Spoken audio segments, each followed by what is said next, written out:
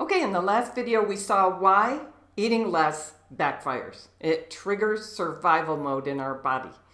Now let's look at why your body flips on what scientists call the fat switch and why it's happening to most of us these days.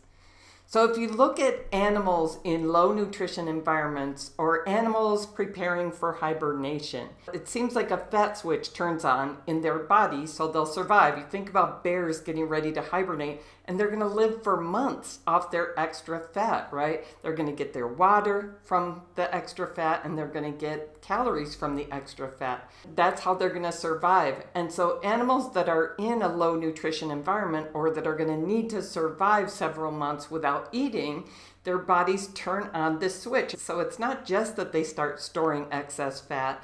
Their metabolism slows down, so they're not burning so many calories. They also get often high blood pressure, high blood sugar. So we see this across the animal kingdom, and we're seeing it in the human population now. It's what animals' bodies do when nutrients are scarce or inconsistent. So this is what our body's supposed to do when we're not getting enough nutrition.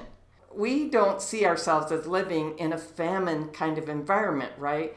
But we are in a nutritional famine situation caused by a diet of what I call harmful food-like substances. Something most people don't realize, I didn't realize until some years back, that most of the food in our environment now is highly processed, right? 60 to 70% of our food environment, 60 to 70% of what we eat is coming from highly processed foods, foods that are harmful to our bodies and are not giving our bodies the nutrition they need.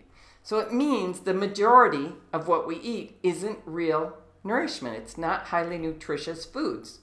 And across study after study, these foods are consistently linked to health breakdown and weight gain and fat storage and blood sugar problems and high blood pressure and inflammation. The pattern is undeniable. So we're out there telling ourselves, I don't think this is that big a deal. I think this is pretty benign. I can make up for it tomorrow. And we're fooling ourselves, and our food environment is fooling us.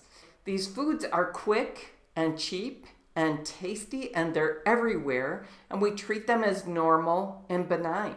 We don't see how nutritionally deranged our food environment has become, and we end up eating way more of those things than we realize.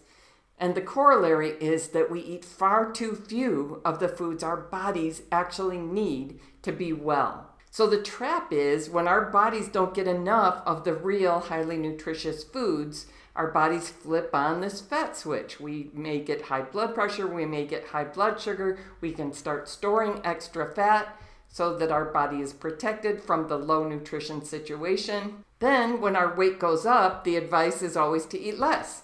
And that actually just makes our body feel more deprived, right? So the fat switch stays on.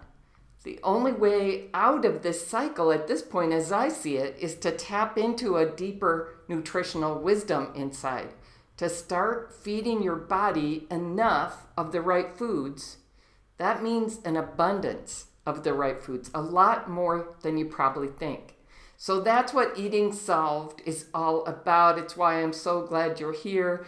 We really want to step off the dieting path altogether, off the 80-20 rule kind of approach, and onto a path of flipping off the fat switch because your body is fully nourished, consistently nourished, and it doesn't feel it needs that anymore. So your body can flip the fat switch off, it can calm down, it can quit making you hungry, and it can use food the way it's meant to be used for energy and vitality and the building blocks of health. Make sense? Now, getting super clear, what does this mean? What are the highly nutritious foods? How much is enough? This is key. The general ideas are important, but we're going to get into the specifics next. It can change your life. I'm so excited for you to discover this.